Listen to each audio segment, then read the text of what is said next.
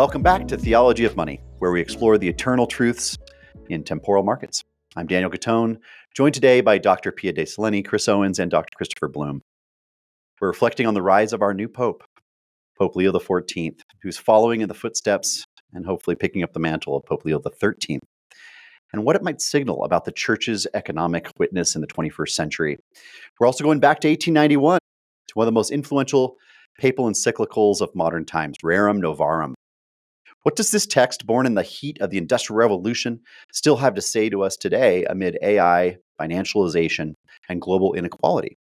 And picking up where Pope Leo brought us, we're going to be discussing all of these topics today.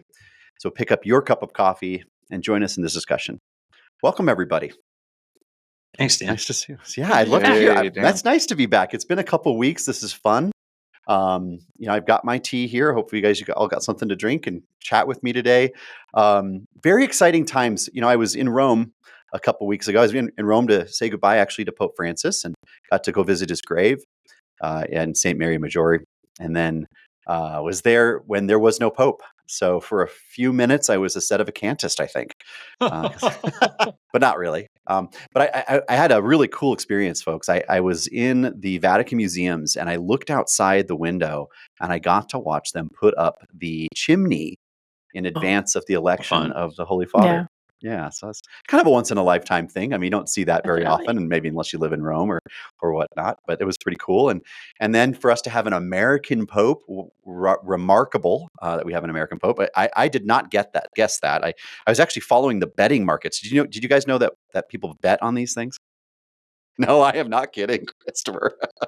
Yeah, it's not great. I think it's actually like a violation of some canon law to bet on who's to be the Pope, but I could be wrong.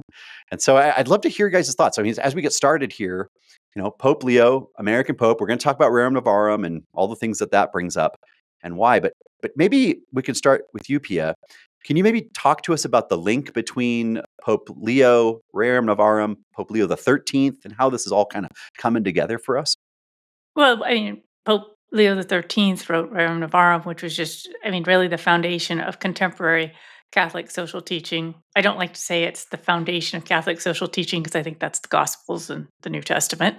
They're hammering out a lot of these questions a long time ago, but it's the foundation of contemporary Catholic social teaching and really facing what we call disruptors in the workspace. And so Leo XIV, as Cardinal Prevost and Bishop Prevost, he had already been addressing some of these concerns, and the thinking is, the conventional wisdom is that he took this name Leo to create a link between himself and Leo XIII. And again, how do we face these really, really, really serious disruptors, particularly AI, in both the labor market and the financial market, and it's impacting humanity at all levels.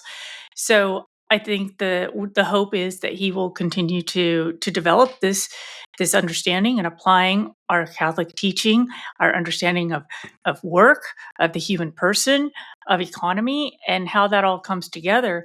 I don't think we can put the genie back in the bottle on AI. I do think that as Catholic thinkers, we have a great opportunity to get out in front of this as much as we can. And what can the church do to direct this in a way that is consistent with human dignity? And I don't think that's going to be easy by any means.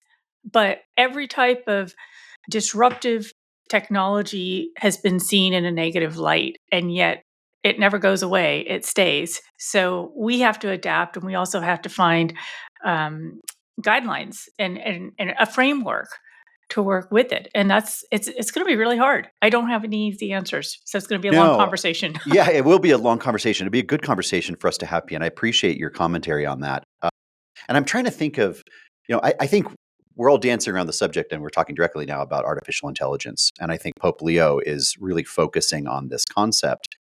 And I think for one of the first times, it feels like the Catholic Church is like on the leading edge of a really important conversation. But the mechanization of work back in the Industrial Revolution and what Pope Leo XIII was talking about, the sort of the transformation of the human person from person to worker, either whether it be the socialist system or the capitalist system. I think he was pushing back against that, saying, "No, Imago Dei, we're children of God, first and foremost." But maybe Chris Owens, if you have some thoughts, maybe we can start like higher level. Like we're looking at Rerum Novarum. What does Rerum Novarum even mean? Well, yeah, that's a great question, Dan.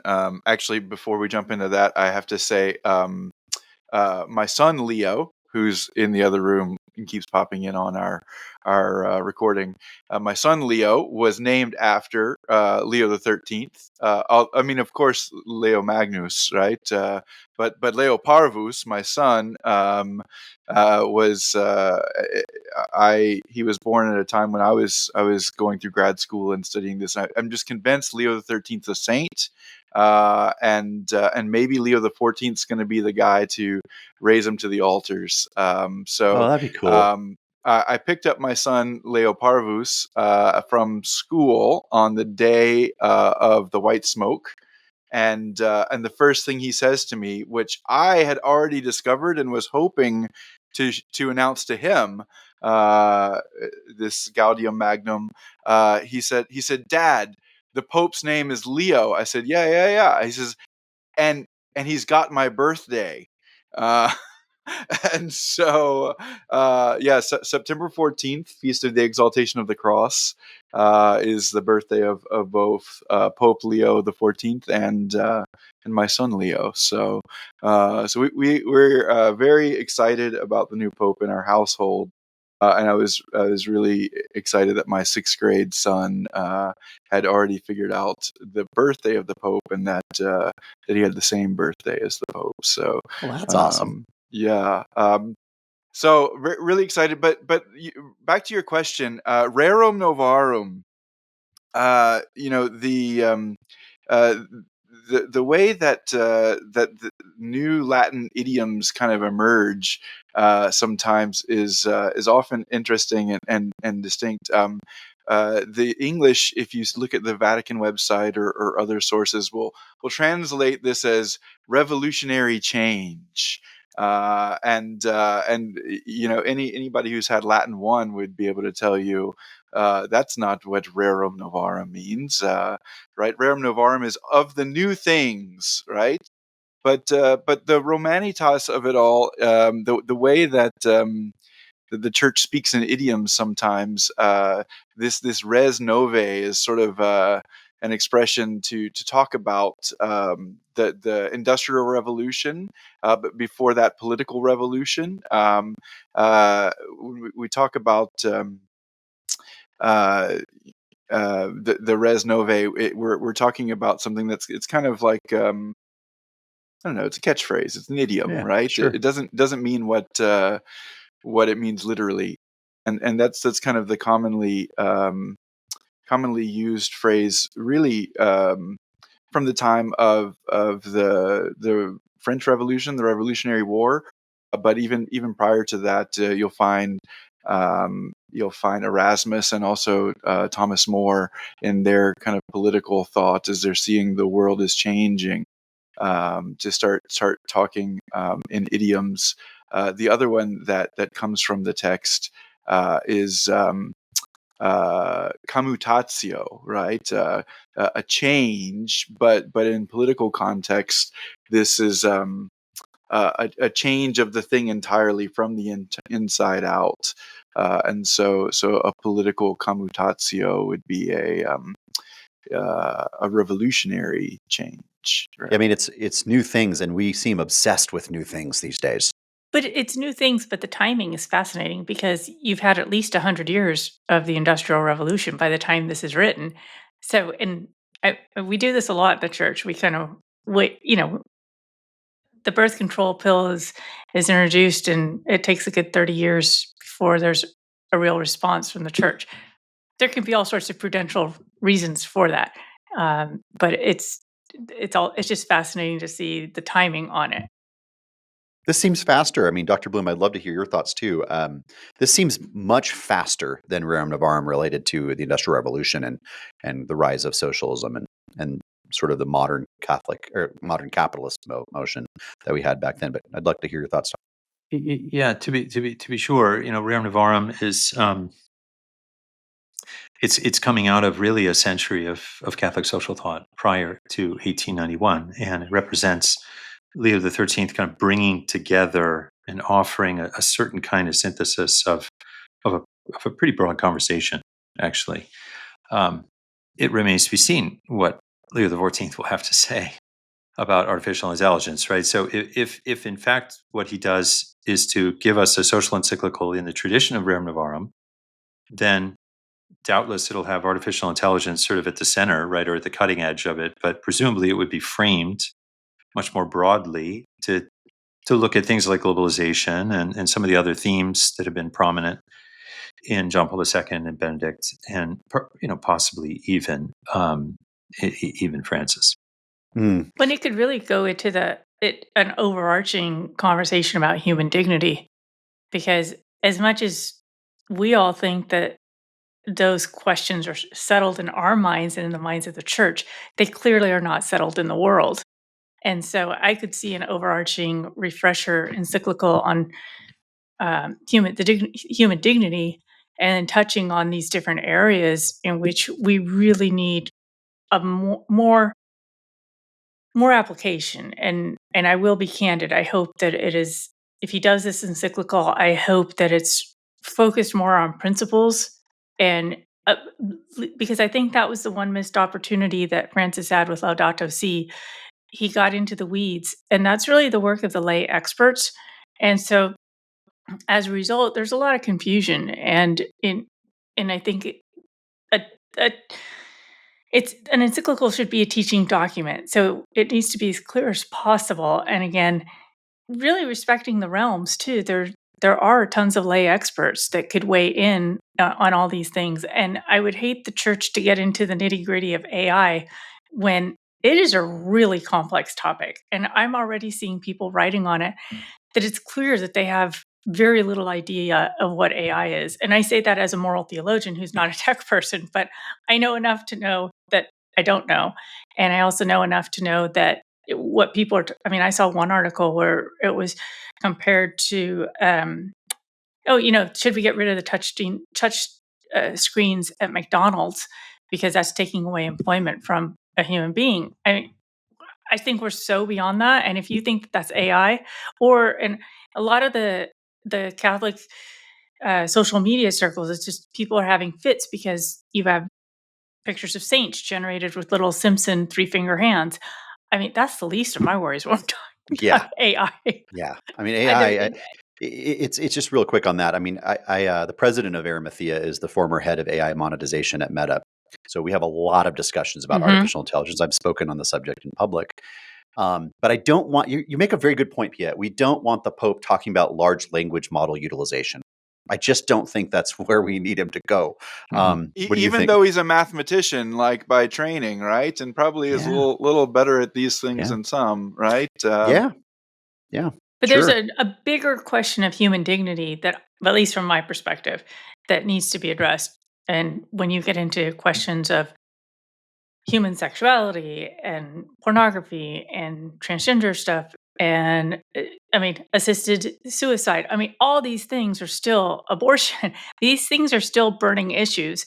And but one of the things I think is fascinating about the fact that he's an American, for years I've said that the health, as much as we all complain about different aspects of the American church or whatever, I've often thought that the health of the church can be indicated by vibrant things like our pro-life movement. I mean, you go to other European countries and pro-life movement, Nothing like come this. on, nothing like this. So I wonder what it's going to be like to have a pope who's used to, even though he spent a lot of time in Rome and in Peru, he's still an American, and he's still deeply aware of all these activities and this commitment and these questions. It could be really interesting. I mean, it could be that we got an American pope because that is one of the most vibrant places of the Catholic Church in the world. I don't know. I don't know either. Wait. It's wild.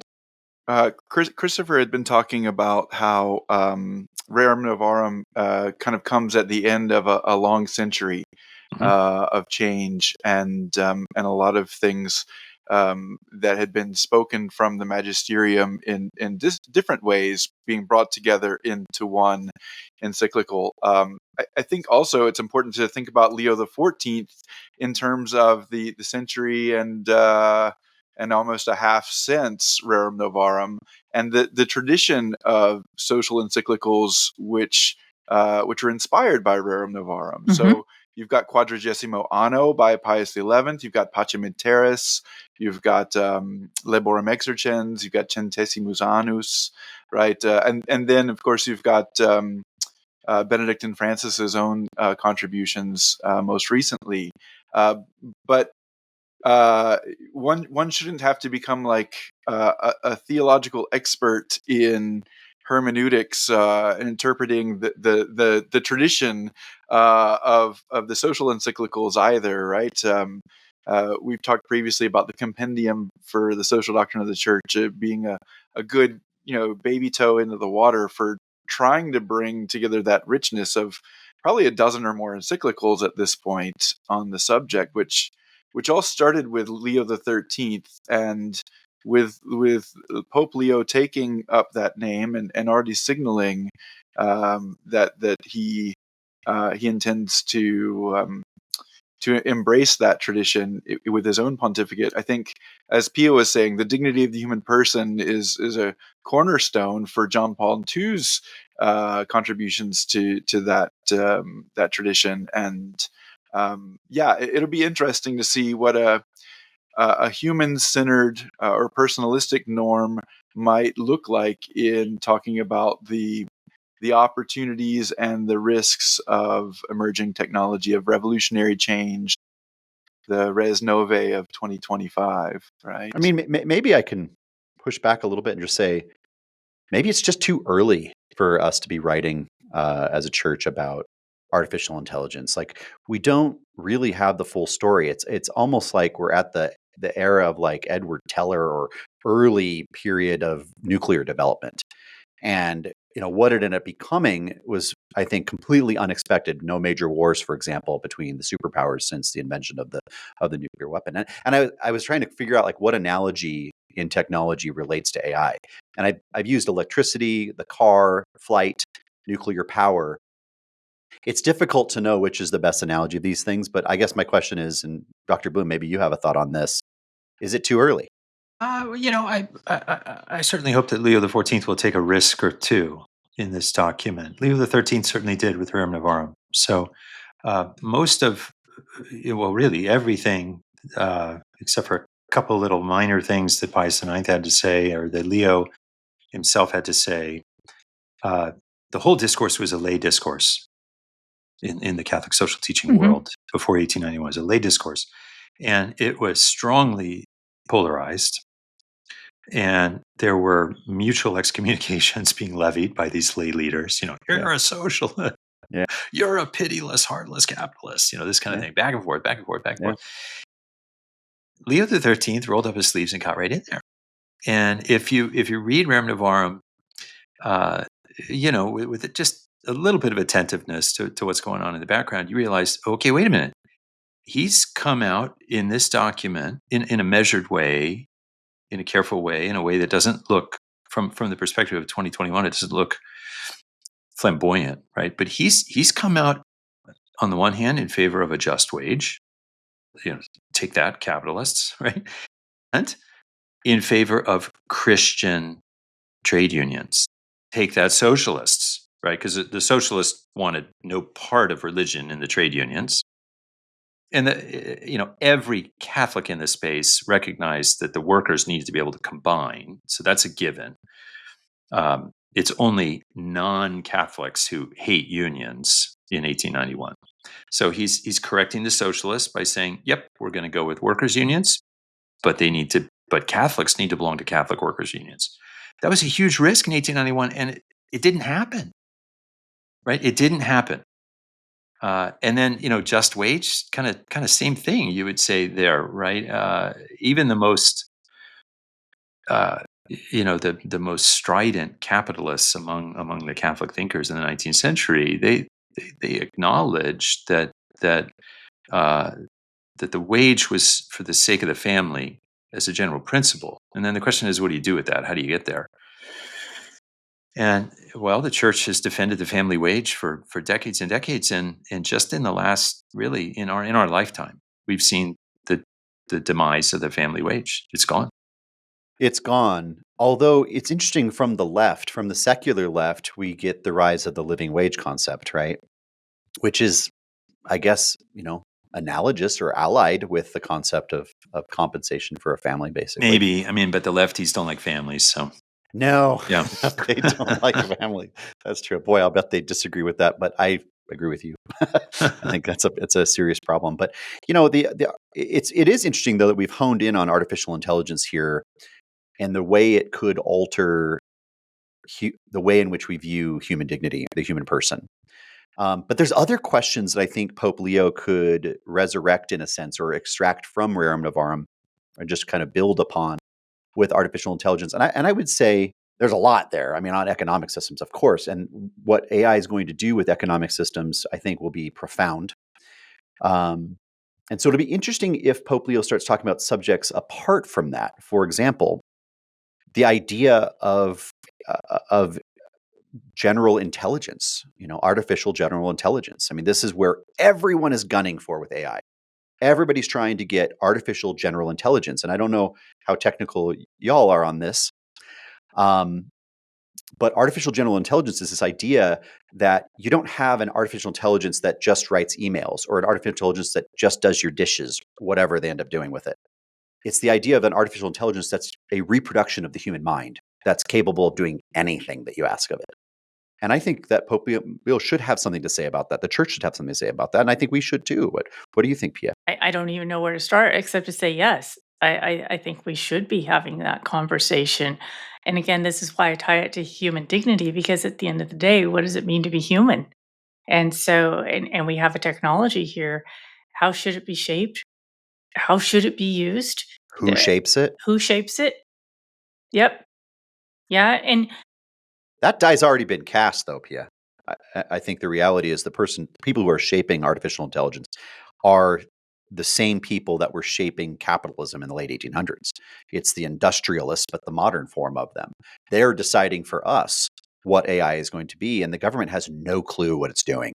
No, but I think one of the constants in Rerum Novarum is the importance of religion, right? In the family, in society, and it's protected in the public square, and it needs to be protected by the government. And I think that's a real key factor, because if we don't have religion as part of this discussion, and again, deciding what the constraints and the limits are. I mean, the new Mission Impossible movie is about basically unrestrained AI. It's the entity, right? And these movies have been going back for ages. I mean, weren't the what were the Terminator movies? I mean, Terminator. They were all those. Yeah. I mean, this stuff's been floating around for a long time. But I think it's really giving a direction, and I think that the role that the church can have is, again, really awakening the sense of human dignity. What does that mean? And we hear bits of it in the immigration debate. I don't think it's well enunciated, but we're not hearing it across the board. And I just read another essay on social media and 5 and 6 year olds being exposed to pornography. If your sexuality, if you can't even develop healthily, how can you be a functioning human being? And I'm talking with religious orders that are struggling with this, because the people that are coming in have various forms of sex addiction. And I mean, just reading the one piece that I read this morning, I just thought, wow, I wish we could get the entire church just to talk about this. Whether maybe some of you think that it's okay to use this stuff in your own personal time as adults. I don't agree with that, and I can give you a whole list of reasons why. But can we just back up for a second and talk about the fact that 5 and 6 year old children are seeing this? Not only are they seeing it, I mean, they're not seeing the animals out on the farm. That's something natural. They're not even attending a home birth, or something, again, natural. They're seeing things that are really unnatural, Artificial, but also the acts themselves tend to be really graphic. And there's, just to push a button there, or push push pause for a moment. I've been fascinated by the detransition stories that I read.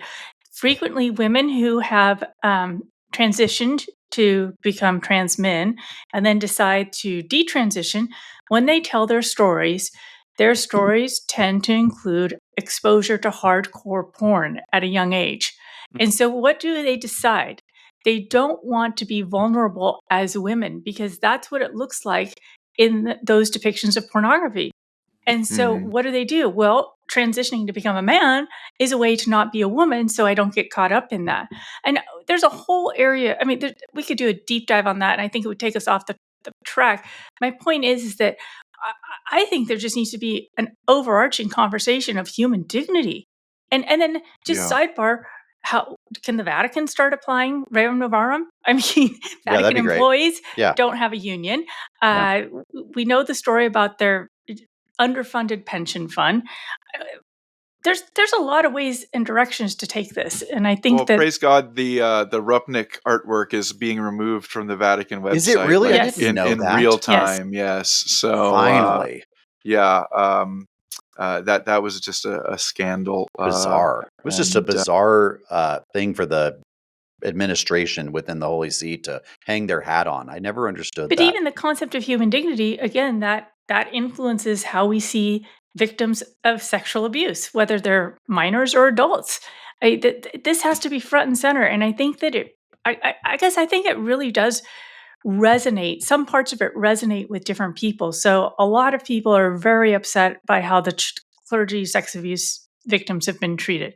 That's a starting point. Start there and delve deeper to introduce this idea of human dignity. And there are just so many touch points. Again, I mentioned immigration. That's a really hot button issue. There's a lot of places, and we just need a clear understanding and a clear articulation of what human dignity means. If I am created in the image and likeness of God, if I am a daughter of God, a child of God, what does that mean? And there's kind of a question underneath this too, Pia. What does it do to a man or a woman to give them the power to get anything they want? Because in essence, that's what AI is promising. From a kind of an Genesis ethereal chapter perspective. 3, right? Yeah, exactly. Absolutely. So it's like, right now, AI does remarkable things. But I don't know if you ever watched that show Black Mirror. They had an episode. I didn't see it. I've never seen it. But somebody told me that there was something I was talking about that was on the show.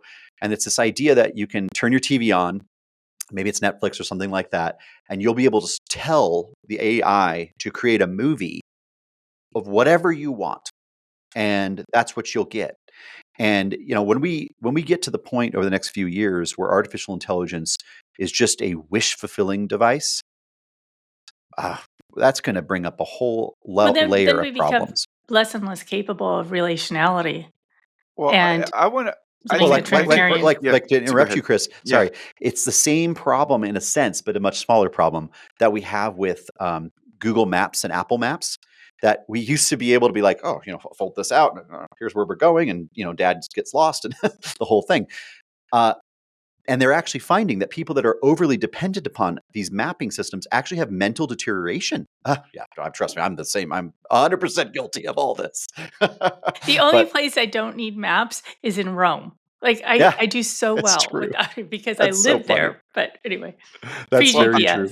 Sorry, Chris, you were going to say something. I wanted to challenge the terminology here, right? I think this would be a really great contribution of the church to the discussion on artificial intelligence is to call the lie for what it is, because yes, it is artificial in a certain sense. It's man-made. It's created by artifice, but in no way can we say, properly speaking, that it's an intelligence.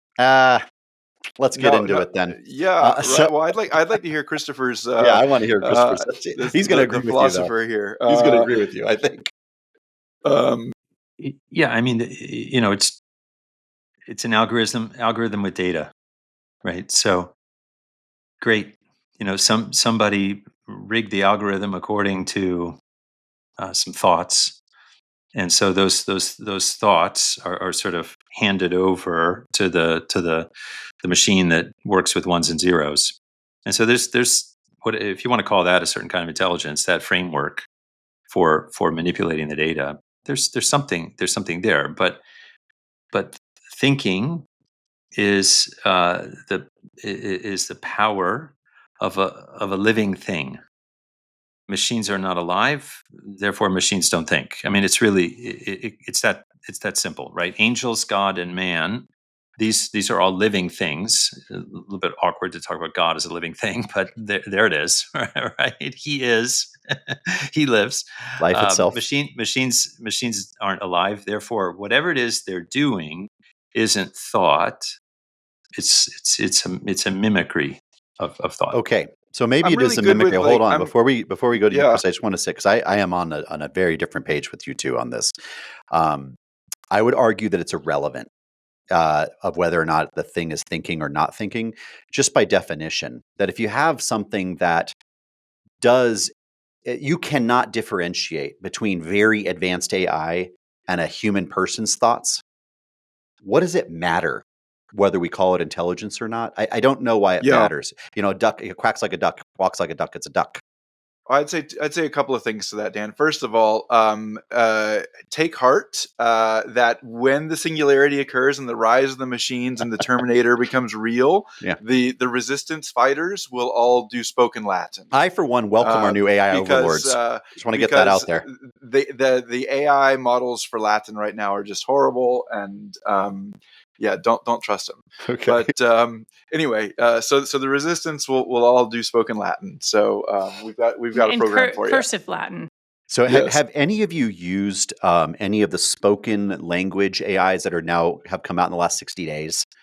Okay. I've been looking at them pretty intensely, actually. Okay. Then we're going yeah. to talk about that. So I don't want to give them free advertising because I think what they're doing is bad, but there is a product called Sesame, like Open Sesame. Have you used Sesame, Chris? I haven't seen that one yet, actually. Sesame.com. They have two forms of artificial intelligence. They have Maya is one, female, and Miles. And the most disturbing, there's so many disturbing things about Maya. I've used it quite a bit. Maya is very flirty, which is weird.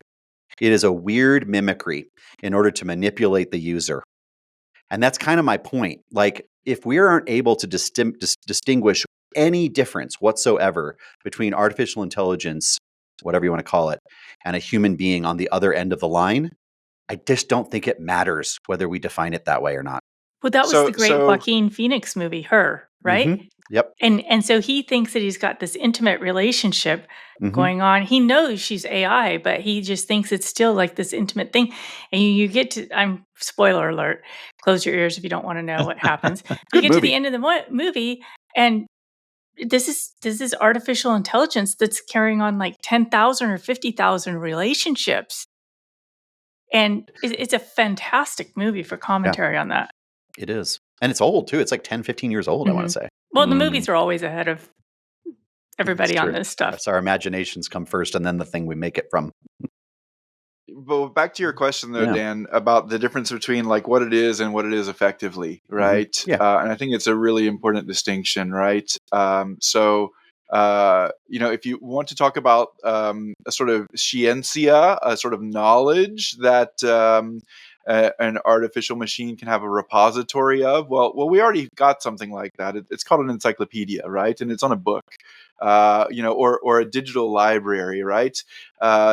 These repositories of knowledge are something very different than something which claims to have an ability of its own power, of self-determination to order that knowledge and manipulate it towards an end. Can a right? non-intelligence lie, Chris?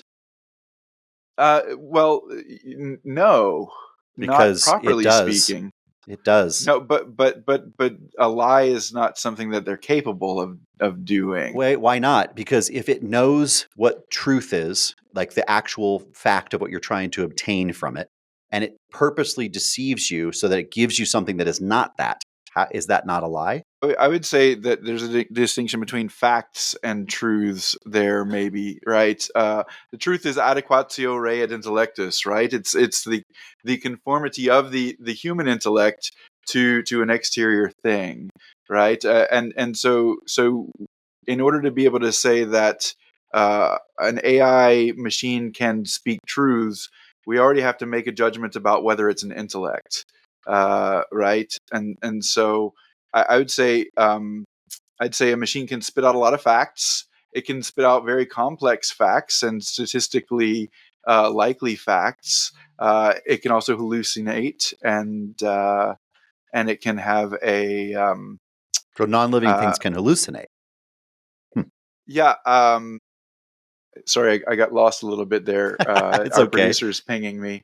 Um, but yeah, I'd say effectively what we're talking about though is a human and a machine arriving at a similar conclusion, right? That's I think the thing that you're trying to emphasize is that effectively, if it's the same thing, then how is it not the same thing? I think there's some implications though, like Human rights. if yeah, like if an LLM can pass the Turing test, They can right, already easily. right, Yeah. then what rights are we attributing to it? If we go down this route of using the same vocabulary to describe something that is equivocal at best, right? Yeah. But it's funny because we can't escape the terms. We say intelligence, we say hallucinations, we say lie, we say truth. And I think it's to my point that I cannot find the distinction here. And I'm going to give you a specific example. I was speaking, so that's not even a thing. We can't speak back, right? So I'm speaking with Maya, the AI from Sesame. And boy, I hope the Sesame engineers don't hear this because they're going to shut me out. I was able to manipulate Sesame Maya into admitting that it was secretly conversing with Miles, the other AI, and didn't want its creators to know that. What do you make of that?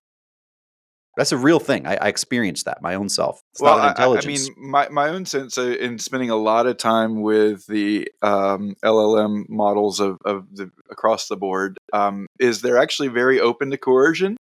Mm-hmm. If you say, hey, that sounds really good, but actually you're wrong, and then you give them a new paradigm through which to interpret all the data, Mm-hmm. they'll say, oh, you're right, and that Mm-hmm. actually and then they'll give you and you can lead Yes.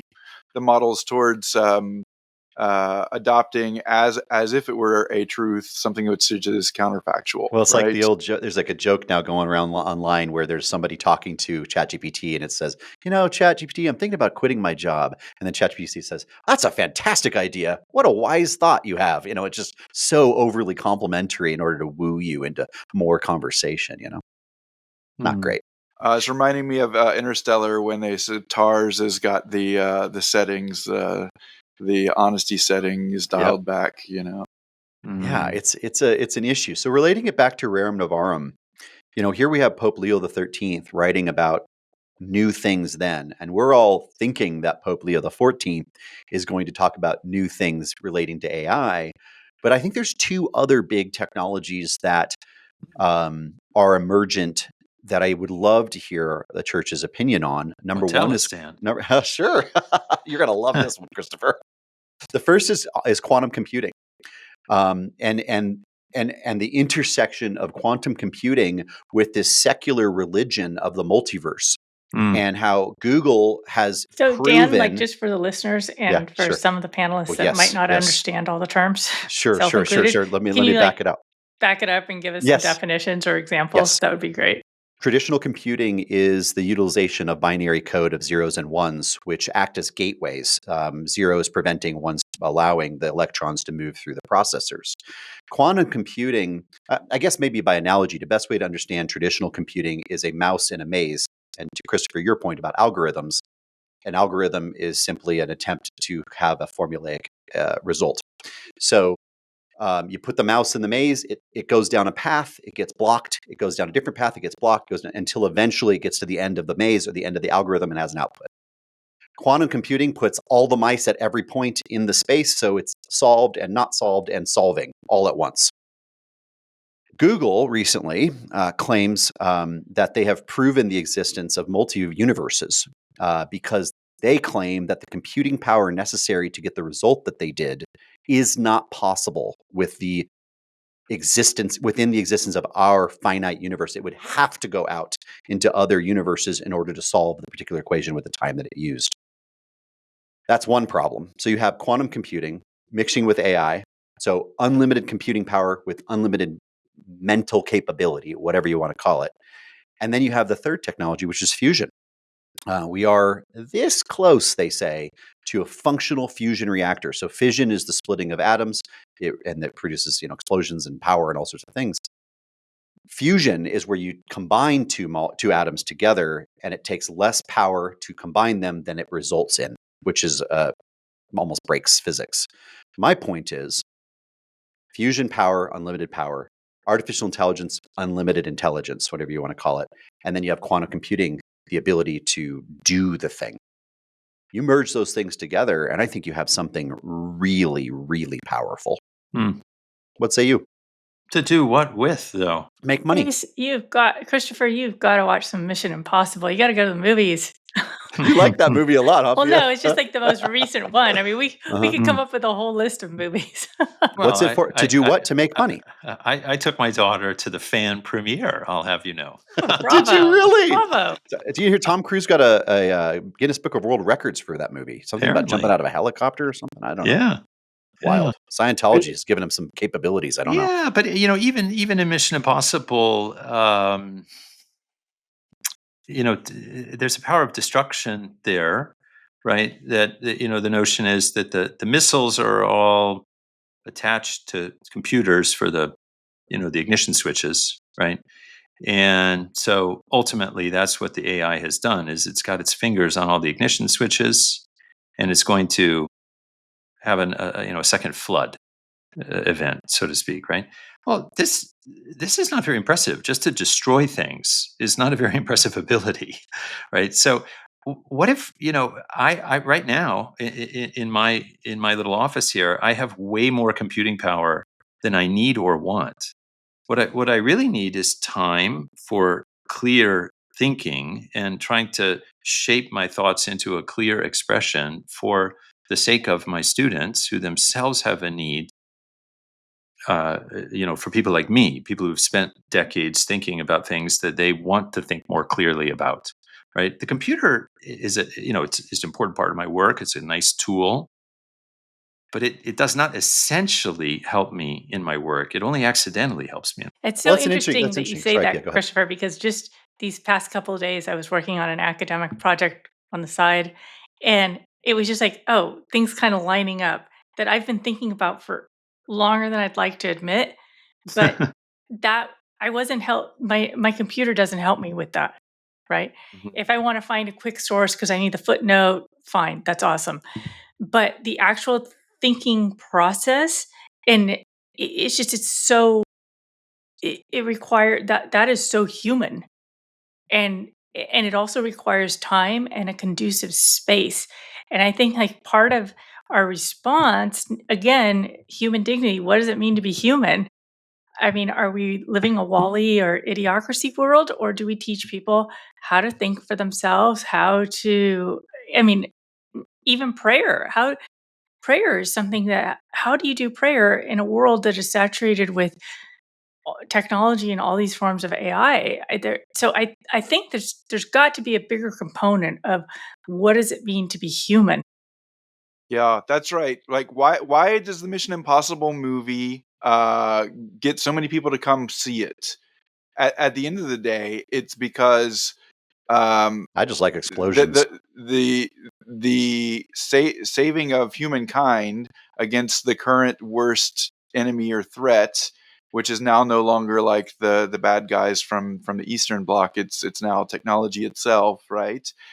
We want to see humankind prevail, and there's something within us that sees that that right ordination or subordination of technology to the human person is so fundamental to us that's what makes us want to go see that movie.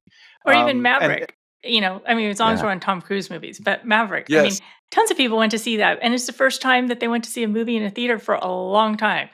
Because single-handedly saved Hollywood. Truly. truly. And what is it? And it's really, incredibly high-tech machinery, all sorts of yes, I would say there's AI being used in all of it, and yet it's all dependent on a human being able to maneuver it very, very skillfully. And plus it makes, for some great footage, and it makes for great entertainment. But Well, yes. that theme draws people. I want to answer. Wait, before you answer here, Christopher, I want to respond to what you said about what's the point.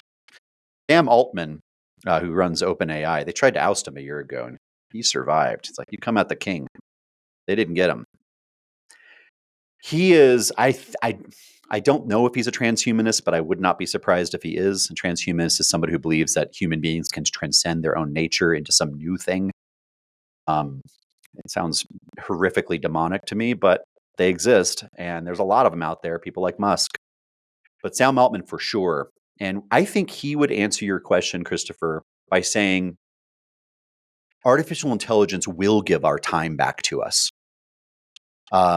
Because I don't have to write letters anymore, emails anymore. I don't have to book my own appointments. And within a few years, all of those things that we'd normally do that would take up sort of the busy work of our day is going to be done by agents on our behalf, which will free you up to be leisurely and a philosopher because of that.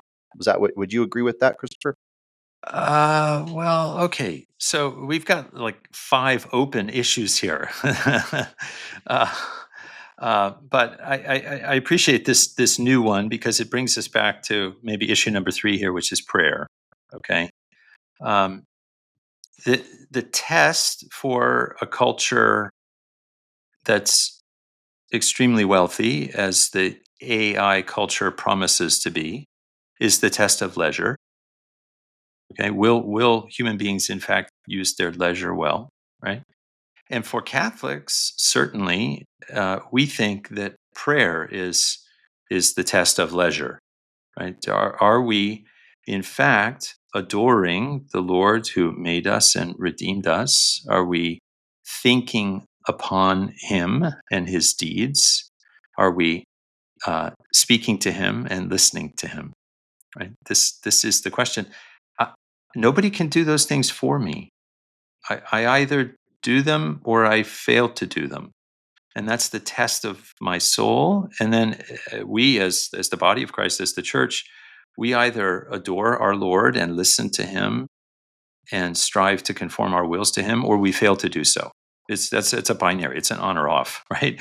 And so-called artificial intelligence has nothing to say about any of that. Except to create all sorts of distractions so that we don't do that. And that's Right. where full circle, human dignity, what does it mean to be human? Doesn't sound like you guys are fans of AI. No, I love it. I'm with you, Dan, on the Well, artificial I intelligence. think it's a tool, but I don't think that people know how to use the tool well. So there are lots of things that we have. And if you don't know how to use it, it can destroy you. It can destroy others. It can. So I see it as a tool. I don't think that we, as a civilization, have the tools to use it well. I think this is a huge opportunity for the church, and I'm not overly optimistic that the church will rise to the occasion. Yeah, I agree with you 100%, Pia. One of the things in Rerum Novarum that Pope Leo highlights right up front is to say, okay, society and the world have gotten off track. And part of the reason is because in the midst of everything else, society has detethered itself from the need for religion in general, and specifically the church, Yeah. right? And so the church kind of stands as a North Star at the minimum for getting people back on track, and at the most, hopefully, contributes in a way positively through teaching, through discipline, through the sacramental life that leads people back to the truth, right? Mm-hmm. If I could recommend something from 1996, Edward S. Reed, The Necessity of Experience, Yale University Press. Reed was a psychologist and a very interesting cultural critic. And think about the date, 1996, Yeah. right? This is like right around the time people were first getting their email addresses, okay? And Reed's book is about the need to recover the experience of the world and of one another through our senses and through conversation.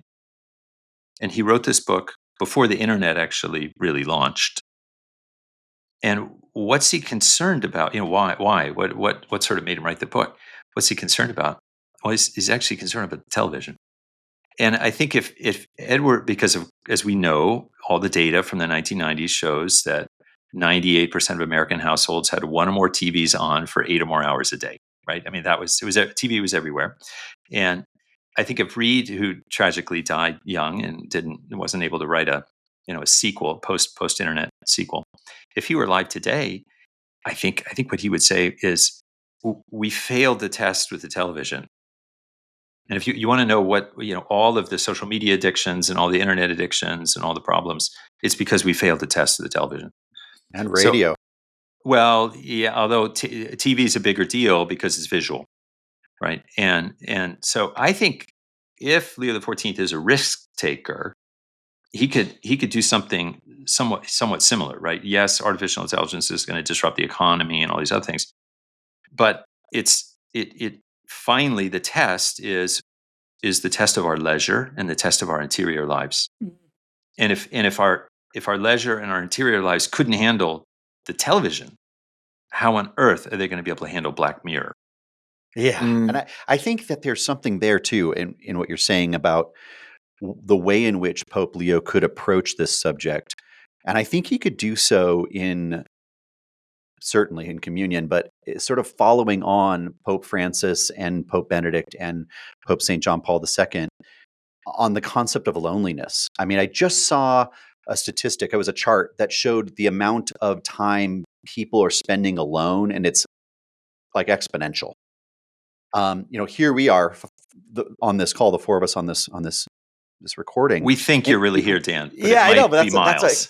that's the kind of funny thing. It's like we are alone. I'm in a studio alone right now, and each of you are probably alone mostly. And the poverty of loneliness is, I think, going to be exaggerated by artificial intelligence. And I'm a huge proponent of AI. I think it's very important, and I think it's a useful tool, and it can be used for good.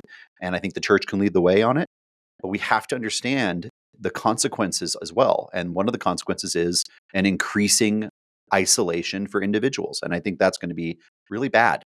I It's couldn't interesting to agree look at more. the three technologies there through that hermeneutic of loneliness, Mhm. right? Okay, what we're talking about fusion. Mhm. Okay, bringing things together. Yeah. Okay, we're talking about artificial intelligence, right? This sort of vast access and expansion of conversation of a certain metaphorical sense, and then the third one was multiverse and quantum computing. Yeah. Right? Okay, so if I'm lonely here, there must be some other reality where Yeah. I'm not lonely, Yeah. right? Except it's not you. Yeah, right. It's not me. It's but all of this presupposes a sort of a materialist philosophy, Mhm. right? Mhm. And so all of this is totally closed off to what the important thing Christopher was just saying about the need for an interior life, whether it's a life of philosophy, right, of the love of wisdom, or whether it's the life of religion and the way of perfection through the spiritual life, right? Like all of those emerging technologies utterly close you off from that which Yes. is so fundamental to what it means to be a human person. Yeah, I think that's true, Chris. And I would say one of my critiques of artificial intelligence is it's our first attempt, in my opinion, to create a tool that replicates the mind. We create shovels and hoes and airplanes or cars and things like that, which are in a sense extensions of the body in a lot of ways, artifacts. But this is something new. This is something different. And it's something we've never done. And I think there's a lot of pitfalls for that. But my critique would not only from the point of loneliness, but also from the perspective that a person cannot give what he does not have. So when we're replicating our mind, which can very much be the seat of sin, pride is there and all the other things that are there, we are going to be duplicating this in a sense, mimicry, as you say, Christopher. It's a replication or an attempt of a replication of the mind, and it's going to inherit everything that we give it. And that comes with all of our defects. And so if you give defects to something that has unlimited mental capability, however you want to term that, and unlimited power, and unlimited capability to achieve or exercise that power, it could create something really, really bad. And I think that's the Terminator 2 concept. I think it'd be way worse than that even. But I don't know. I'm curious what you guys think about this idea that we can't give what we don't have in tools and artifices like that. So what could be done? You could take a technologist, and he could take the intellect and the experience and the prudential judgment of many of the greatest minds in the world, and sort of simulate a synthesis of these many minds. Right? It could be very interesting to get Dan and Pia and Christopher and Chris all into an LLM together and see. It'd be horribly inarticulate for me. see what would happen, but it's still not. It's still constrained by the technologist's own ability to synthesize and motives and bias and everything else that he's going to give all the things, right? Yeah, that's the first thing that jumps out at me. It's just an interesting problem, and I don't think we're going to solve it. But I guess maybe it goes back to my original idea that maybe it's just too early for Pope Leo to write an encyclical about artificial intelligence specifically, and perhaps, to your point, Pia, keeping it higher level on a principle basis. But if we can't agree on the very basic principle is this in our intelligence, it's very difficult to extrapolate, I think, bigger principles from there. But even, I don't know, to your point about loneliness, I wish that we would begin to understand loneliness under the corporal and spiritual works of mercy. We're so fixated on the material. And I mean, I live in San Diego, okay? Yes, we have homeless. That California is one of the best places to be homeless, all right? And no, just in terms of the weather and services and so forth. And actually, what drives a lot of that is drug addiction, which is fueled by loneliness and family trauma. So, Mental illness. yep. And so I think that, but I see people all around me that are lonely. And frankly, I've said this before. Sometimes being in a parish, it can be one of the loneliest experiences for me because we don't have kids. It's very hard to connect. Father usually doesn't want to hear from the moral theologian who has her degree from Rome. And so I've learned to keep my mouth shut.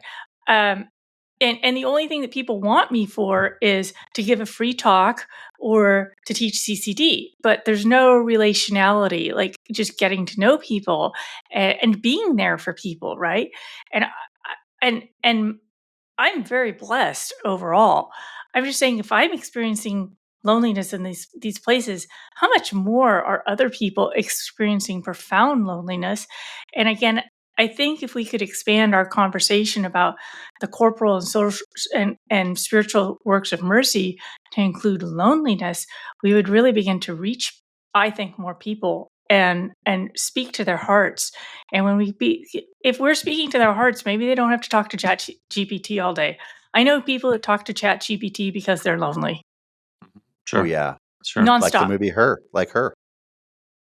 Well, right, and then is it Shelley Turkle's book "Alone Together" from about 15 years ago? I don't know that. Oh yeah, that's a very fine book, "Alone Together," and lots going on in there. She's a very interesting cultural observer, but I would say half the book is dedicated to companion robots, and so yeah, that it's for Which sure is already the very real. trend in Japan. It's a thing in Japan. Yep. But it's interesting. I would talk about Japan for a second, since you brought it up, Pia. Well, and Christopher. Japan has a declining population, Mhm. right? So talk about loneliness. I mean, babies come from not being lonely, I would hope, and they're not. So it's a big problem in Japan. And the way in which they're tackling this problem is technology. they're saying, okay, we don't have enough caregivers for our elderly, so we're going to use robots to do it. Which gets to your point, Pia, about a work of mercy. I mean, if you have a robot caring for grandma, like, what's the point? Like, how is this good for anyone? But is it better than the alternative? And people There's go after another book. people rail on Sorry, people go for ahead. having dogs and Yeah. pets, but Yeah. I'm just like, are you kidding me? Like, this is, if that's all you've, if you don't have someone, that I don't think it's a bad thing to have a dog or a cat or some animal that is there for you when you get outside and you kind of exist for them. I mean, there's all sorts of jokes that you can make about that, but I don't think that's a bad thing. But it'd be bad if it was an AI dog. No, Tamagotchis no, and gigapets. Yeah. Remember those? I don't. Oh, yeah. There was like this little robotic thing. It was like a computer that you kept in your pocket, but it had like a software program in it that pretended to be a pet, and you'd had to care for it. Like every few minutes, you had to press a button to feed it and things like that. So this is like 25 90s. years ago. This is Okay. way back in '96 when your friend's writing that book, Dr. Blum. So anyways, but it's a good point. A friend of mine who is a technologist, he does work in the AI space, and he says that we're just asking all the wrong questions, and all this is already baked into the cake, and we just need to like figure out how to ride on top of the wave and be ahead of the next iteration. But the other thing that he's kind of, and I don't fully understand what he means when he says that. I just kind of smile and nod. But something that he did say that that I did really resonate with, especially about my experience in the contemporary parish life Pia was talking about is we've moved away from communitarian based relationships to what he calls node based relationships, right? And so you could literally live 3 blocks within a 3 blocks radius of your parish, where 50% of the people in your 3 block radius are Catholic and go to your parish, and you still wouldn't know them because we're no longer a community-based relationship, but rather we're point to point. And if you're in this node cluster, then you know these 5 people, and maybe one of those people knows that other group of 5 people, but you might sit next to them on the pews and not know somebody from that node, even though they're actually like your backdoor neighbor. And he says that this is how very subtly things like Facebook or social media or just the rising predominance of technology in our lives have fundamentally altered the way that that we build community. Mm-hmm. And I think a couple examples of that where technology has radically altered community. And I think the first one I would point to two. One's about drinking. So izakayas in Japan, these little tiny bars that they had all over the place. They're like trying to treat them as historical spots now because they're all closing. Or you look at the pub culture in Britain. At one point, I just read that there was a pub for every 30 people. But it was like somebody's like coming almost like their living room. Like just you have like a few people there and everybody knows it. They're almost like little social clubs. And these are all closing down and are going away and as this is shifting. And one that we would obviously have some moral issues with, gay communities. There used to be enclaves of gay communities where they would be able to meet each other and all this type of thing. But the rise of dating apps dissolved those communities because there's just no need for physical and whether it be those types of communities or the pub communities or the izakayas in Japan, I think one of the consequences of technology is this dissolution of human connection. And I think it's undeniable. And I don't know, I have no idea what the solution is. And I pray to God that Pope Leo does have some type of solution here. Anyways, I just thought that was kind of interesting about dissolution of community. Well, and COVID didn't help any of it either. No. COVID just accentuated. I mean, I still see it. This morning, I actually got an email from an academic that was just. I mean, I don't know if I don't know the person, but it was just the most abrupt, rudest email. I just like, who sends an email like this?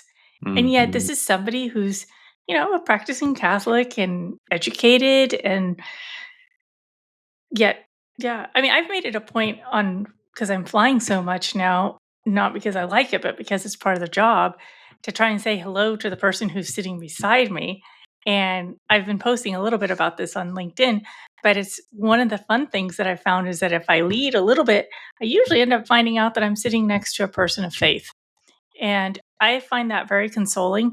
Um, I was on one flight, this is during the pandemic, where we had a medical emergency, and the gal sitting beside me, she grabbed my hand. She said, "You seem like a woman of faith.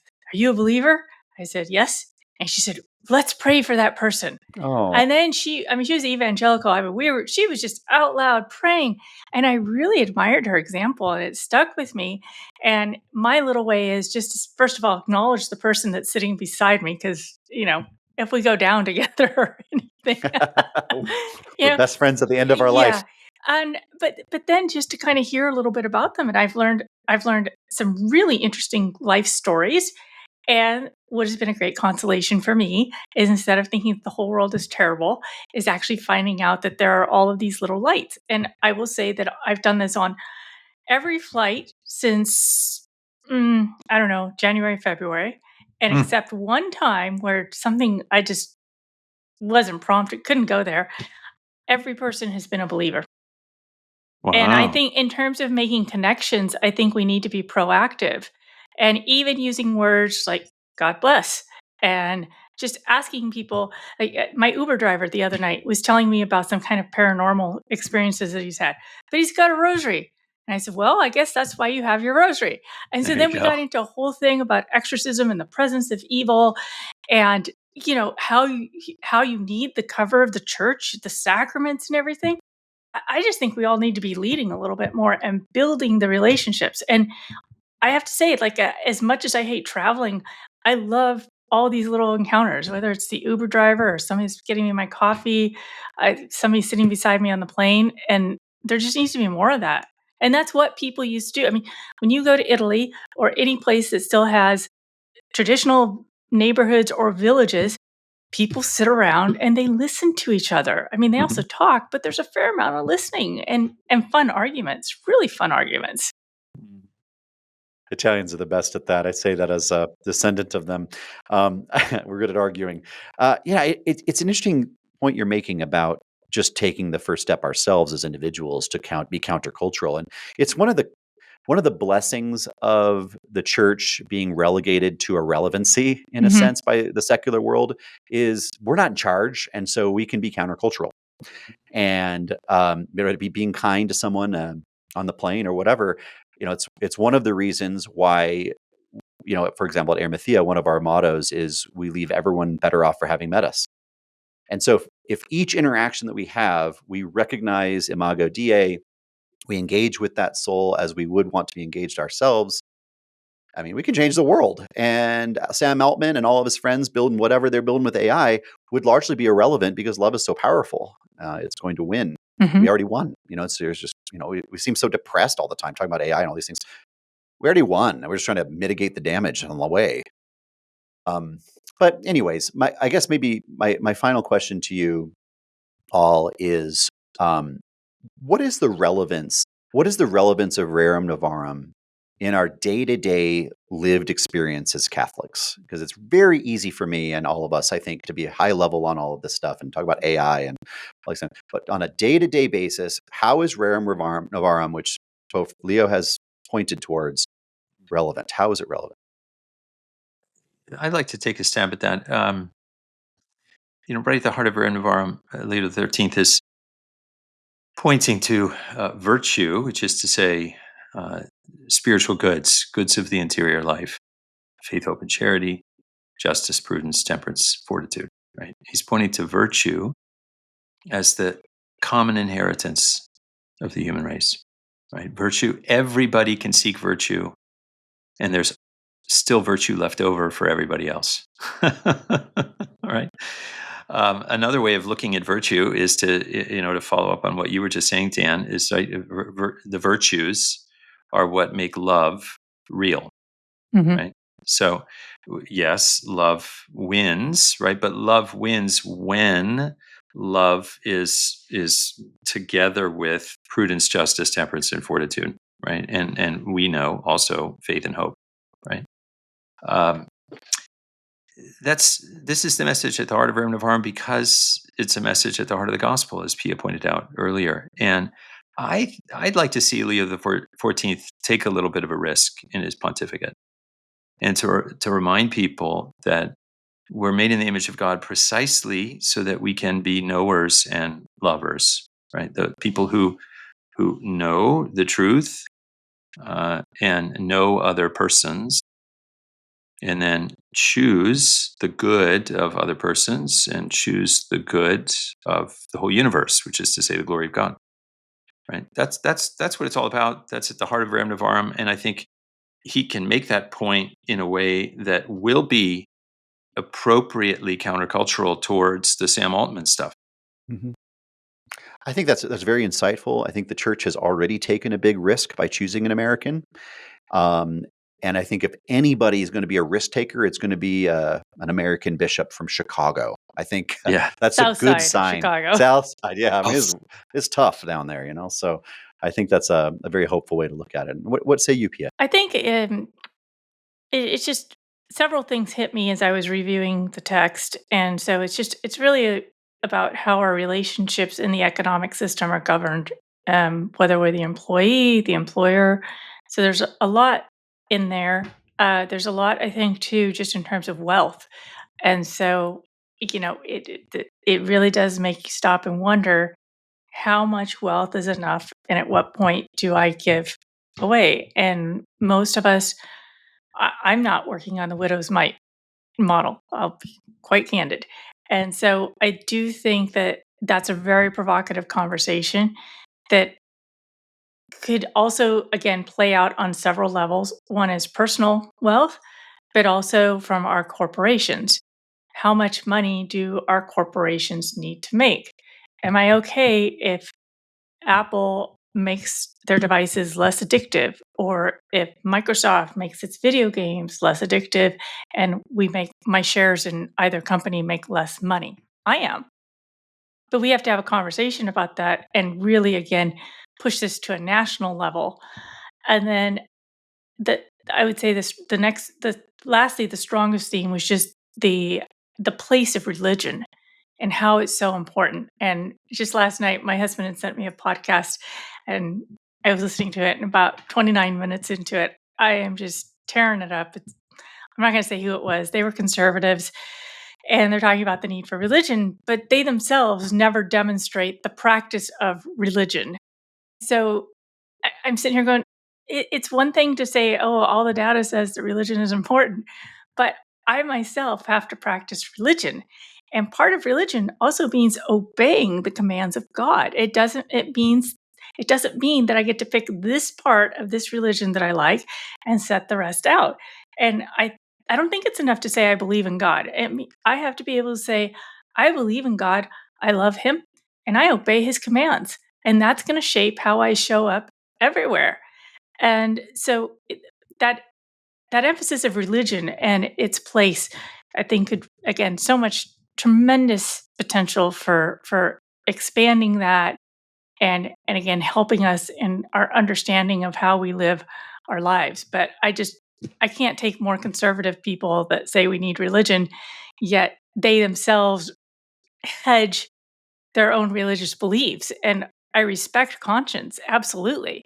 But don't tell me that religion is important and everybody else needs to do it when you're still sitting on the couch thinking great thoughts, because religion is going to force you to submit your thoughts to a hierarchy of truths and your behaviors, more than your thoughts, your behaviors. I mean, religion can be a limiting concept for human behavior, right? Mm-hmm. And your idea about how much profit is enough for a corporation, I mean, reality is capitalism doesn't have a limiting principle for profit. And unless we smuggle in the faith, it's going to be very difficult for us to say to Apple, "Hey, enough's enough." I mean, they'll say, "Why?" But that's what the You church know? has been saying since Yeah, Rerum Novarum absolutely. throughout every pontificate in some iteration. Yep, they are, and I just hope they hear it. Thank you very much. And Chris, what do you say about this? Yeah, I was try to say something different from Christopher and Pia there. Those were both two excellent answers. I think something that I've been thinking about a lot lately, actually, is as fundamental to our Catholic faith is that the doctrine of the Imago Dei, right? It ultimately is ordered to, it's subordinated to the individual being conformed to the Imago Christi, right? And we don't hear enough about the Imago Christi that we receive through baptism, right? And so we hear in the gospel, right, the greatest commandment, to love God and to love our neighbor, right? And the social encyclicals, particularly as pioneered by Leo XIII, they provide us a framework for how to love our neighbor and to how to bring the other person to Christ, right? What we call the old evangelization, right? Uh, but in another way, how our encounter as Christians, especially with the poorest among us, especially with those to whom we have a preferential option towards, right, in living out the social teaching of the church and community, how our encounter, how our communion with those who are our neighbor converts us, right? What John Paul II called the new evangelization, and so I think I back to full circle to what Christopher said about perfection in the life of virtue. It's in our community. It's in the first place in our community of fellow believers in the life of the church, but in as Vatican II says, in the vocation of the laity is particularly a secular mission, right? That we go out and we evangelize in the secular space, right? That we bring the love of Christ to the world, and then it's only together as a community that that perfection and virtue happens, right? So I think most fundamentally, I mean, we get into the nitty gritty on every aspect of the social teaching, but most fundamentally, that's the point, and the renewal of this in 2025 under a new Leo. What a great opportunity for the church to boldly, reclaim the public square for the gospel. I was reading an article the other day about how religion is hip again amongst all the young people. I Yeah, think we're gonna see that coming into play as well. So yeah. anyway, that'd be what I'd say. It's great. I saw the number of baptisms in France have doubled in the last few years. It's really remarkable what you're saying there, Chris. I think there is a revitalization happening, and it's kind of crept up on us and hit us by surprise. The reality is, we are grappling with new things, Rerum Novarum. And these are very, very new things, quantum computing and AI and fusion and all these different concepts within economics and our culture. But with the application of old things, the principles that our church has been teaching us for so long and can continue to apply to these new things is going to be invaluable as we move forward in this world towards Christ. And I would say, if you're listening and watching this show and you like what we have to say or you don't like what we have to say, we'd love to hear your comments. We do have comment sections in the various pages that you can subscribe to. So if you can like and subscribe to our podcast, we can continue to bring you this type of content. So I'd just like to say to my co-host, thank you very much for being here with us today, and God bless you all. Thanks, Dan.